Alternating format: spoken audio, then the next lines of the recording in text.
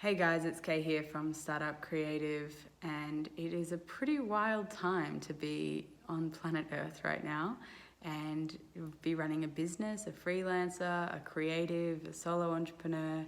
There's a lot of uncertainty, a lot of chaos, a lot of unknown about what this is going to look like with the virus impacting so much of how we do everyday life and how we do business.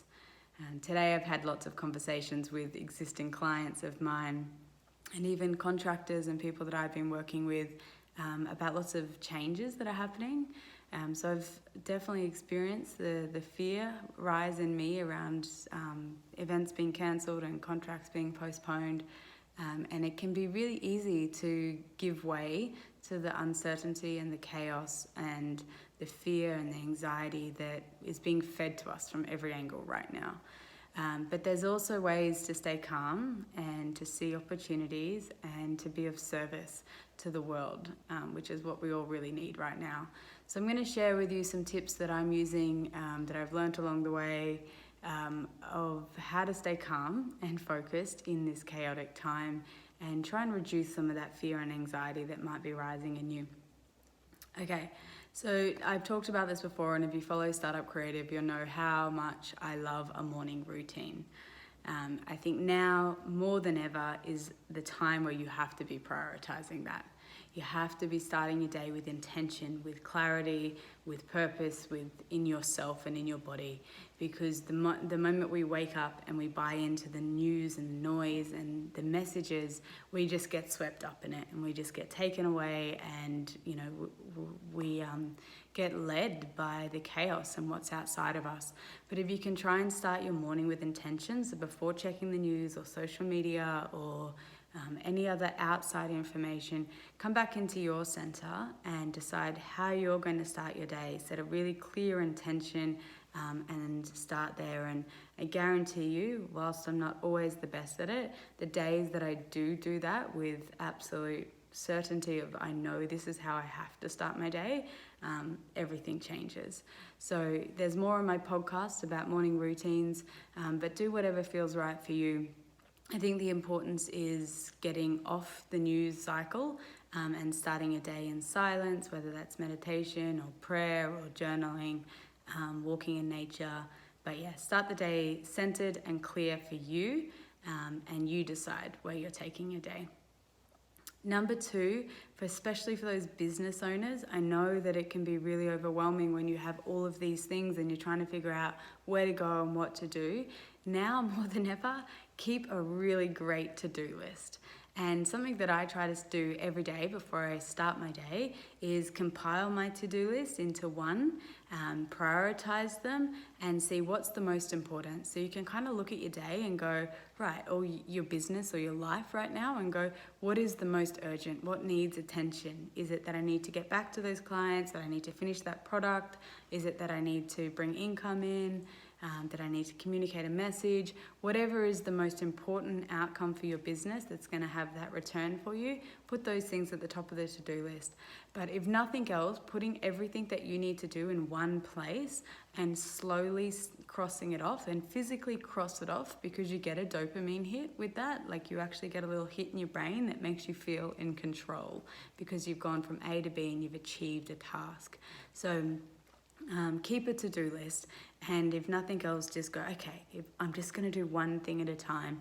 And if your list is clear, it's prioritized, then even when you're feeling unknown and chaos and overwhelmed, you can at least come back to that for real clear certainty and a direction.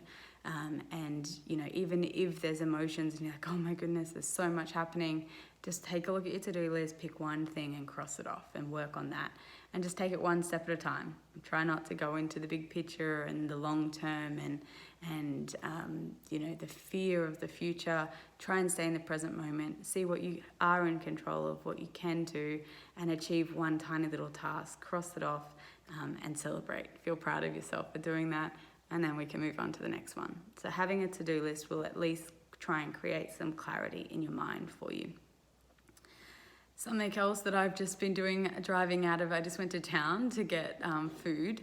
I'm staying out in the country right now, and driving back in, I noticed the anxiety in my body, and I think it's like walking into a supermarket and seeing empty shelves, and seeing people, not touching and hand sanitizing and social distancing.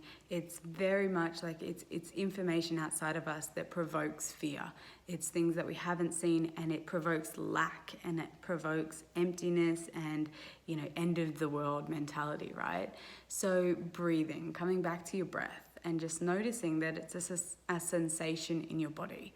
So my heart is racing, my palms are sweaty, I feel a bit scattered in my mind, I feel a bit, a bit jittery.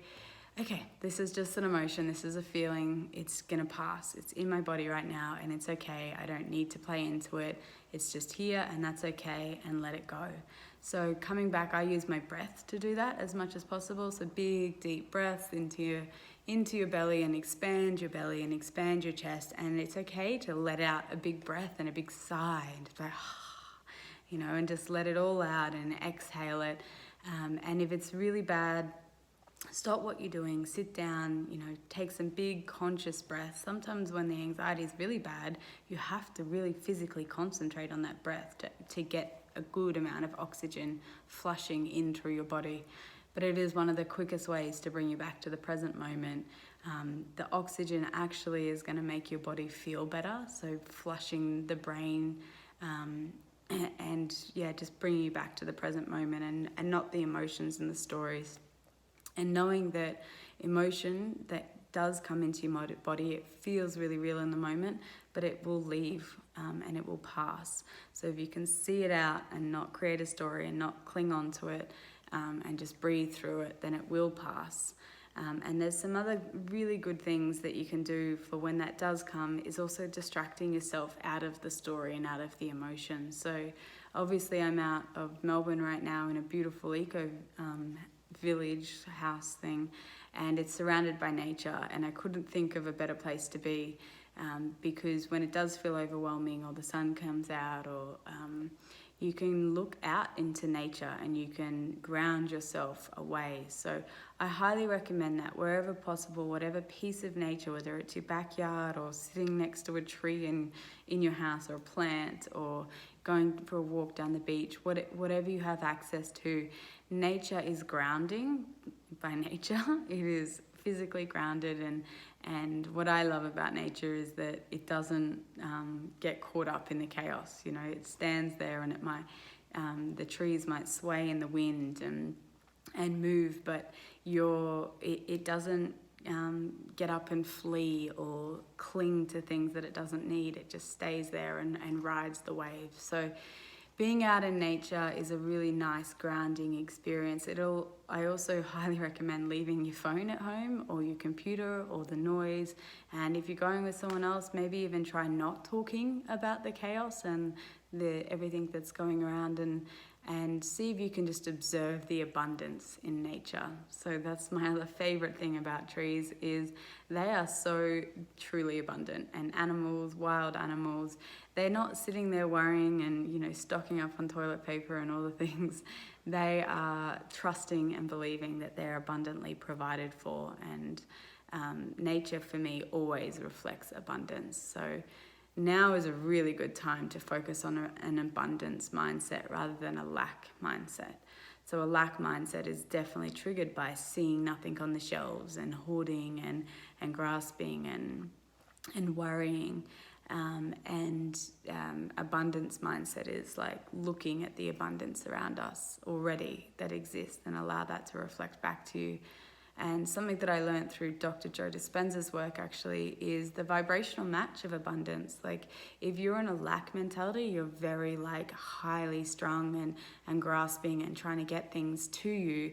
Whereas if you're in abundance mentality, you've got it covered. It's going to be okay. There's more than enough. So you can't attract and receive abundance if you're not in a vibrational match of it. So go out and see and experience abundance around you. And abundance isn't always money, right? It could be the connections, the beautiful relationships that you have that are full of love. It could be starting a gratitude journal where you just get up in the morning and write all the things that you are grateful for, that you do have in abundance. If it's love, if it's connection, if it's a roof over your head, if it is a pantry stocked or clean running water, what are the simple grateful things that you can be grateful for right here, right now, because that will spark abundance, and you'll actually see how lucky most of us are during this time. Even though it feels really scary and overwhelming, we're actually mostly going to be okay. So there's lots around us that can reflect that back to us. The next thing that I really want to share is about coming back to your own purpose. So this is really good for business. So the things that I've been working with my coaching clients the last few days is them going, well, what about this? And can I do that? And, even myself, I'm like, well, a lot of my workload for the next few months has completely shifted. But when you come back to your purpose and ask yourself, well, why do I exist? Why did I start this business? And why am I operating as a business? And again, that helps you to go from a place of like, how can I go and get more business and bring business in so I don't go out of business? And why am I doing this? Because when anyone runs a business from a place of, this is my purpose, this is what I want to do, this is how I can help people, this is what I'm really good at, you notice the difference. You notice the difference in someone who's showing up in a business to serve, to add value, to solve problems for people. So whenever you notice yourself in going into that mindset of like grasping and needing and worrying about your business, come back to your why and your purpose and go, well, why am I existing? And then from that place, you can actually go, well, how can I be of service? Because most of us already have existing audiences, or there is people out there who need what we have to offer. And that might change in how we deliver it, or the message that we give, or how much we charge. All of those things might be shifting right now. But what you have to offer when you come from a place of purpose and passion and why is going to resonate with people out there who are in need of it. And a lot of those needs aren't going to change. So your job is to come back to you and why you're doing what you're doing, and operate from that place and say, how can I be of service to these people who need it or want it or are looking for value in their life right now?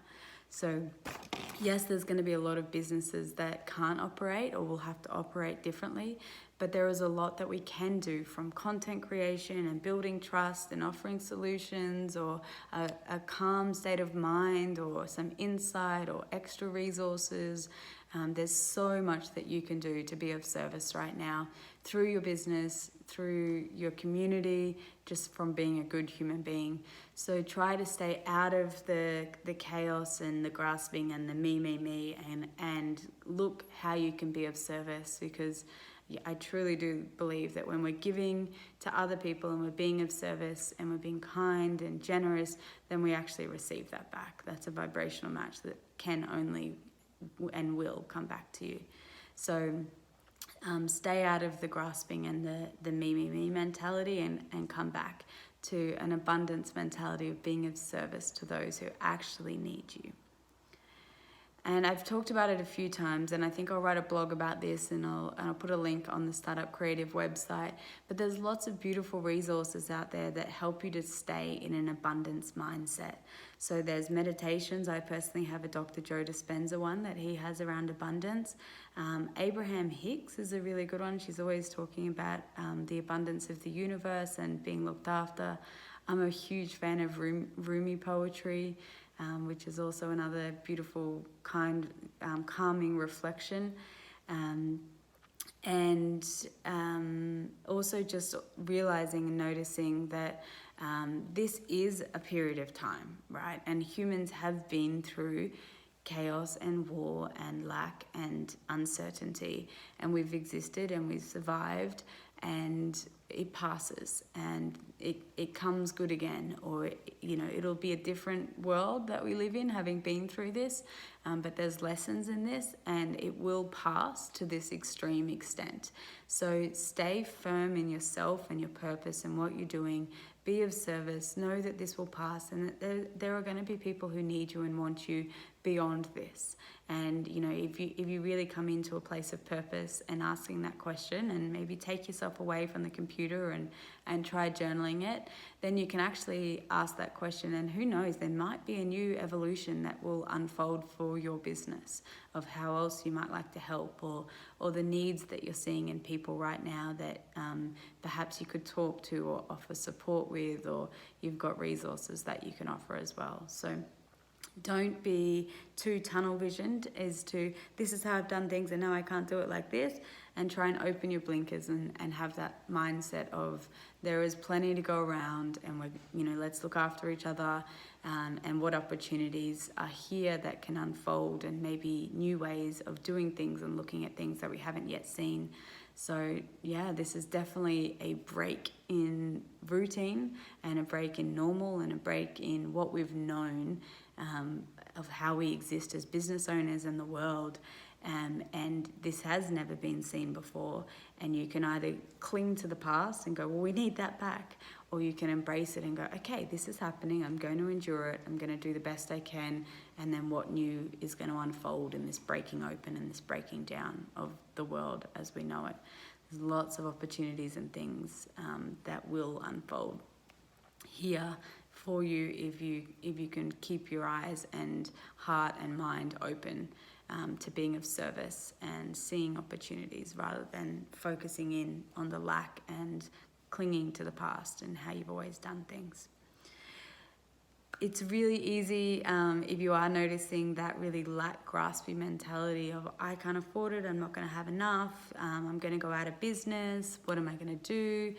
All of those lack mentality voices that might be running in your head, I suggest writing them all out and burning it. Like, get rid of it. It's a lack mentality. Yes, there's going to be an element of going, you can look through that list and go, okay, is there anything in here that I really need to address and take charge of and make a plan to safeguard myself or my family?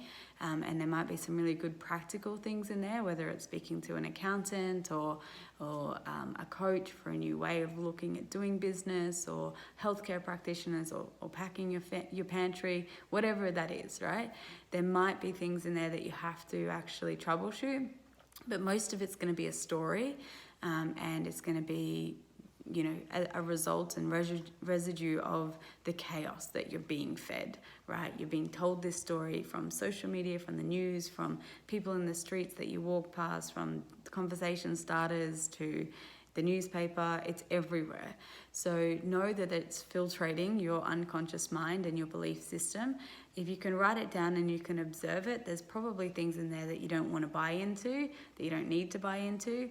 Write them down, be aware of them, burn them, and try and catch yourself when you feel that story running, or those points of view or outlooks taking control of how you're operating and how you're doing life and how you're doing business and how you're problem solving at the moment. So get rid of those things.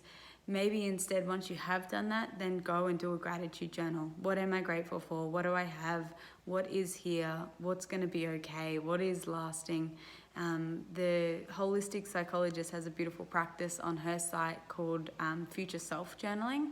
And I think it's about 10-15 minutes a day where you actually do a journal exercise of the future self. And it's a really nice way to help you to dream and remember that this is going to pass. You can look back now and, all of us probably have experiences where something felt really dark and deep and overwhelming, and we're like, this is never going to end. But it always ends. That's the cycle of life. Things will end, they will close. Life will be different. It won't go back to the same, but there is a future waiting for us. So hold firm to that, hold your vision, keep dreaming into that, and keep moving towards that. So I would highly recommend that as a practice. And then just basic affirmations, if it's putting it on the back of your phone as a screensaver or on your mirror, and just feeding yourself the positive affirmations, the positive messages that we aren't getting much of in the media right now or on social media. So feed yourself the positive affirmations. So I am healthy and abundant. I am loved and connected. Whatever it is that you're feeling lack of, write the opposite of that as an affirmation and put it somewhere where you can read it to yourself and remind you every single day.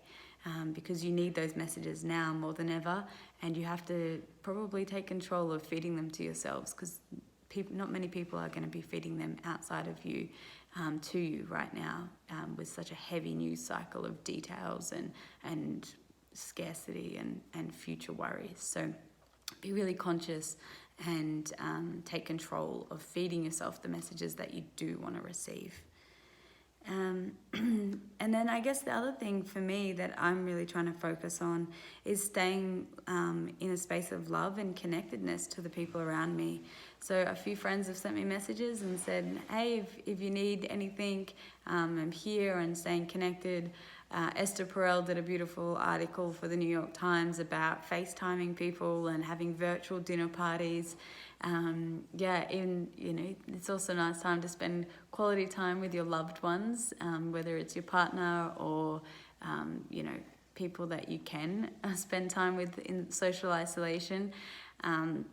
But don't be afraid to connect with people outside of you. So if there's plenty of Facebook groups, I'm trying to connect with as many of you as I can through our Instagram account, whether that's replying to DMs or comments. But focus on where you are connected and where you are loved. And, if you're feeling like alone or disconnected, then reach out and ask for that connection and that support, and then give it to those as well that you think might be in need of it.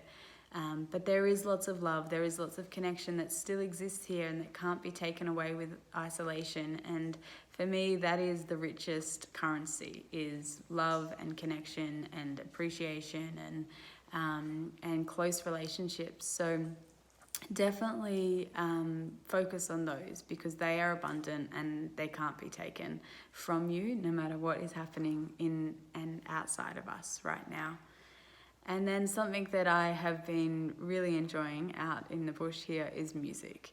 And for me, music is just that time where you really do get to tap out of the mind and the thinking and the noise.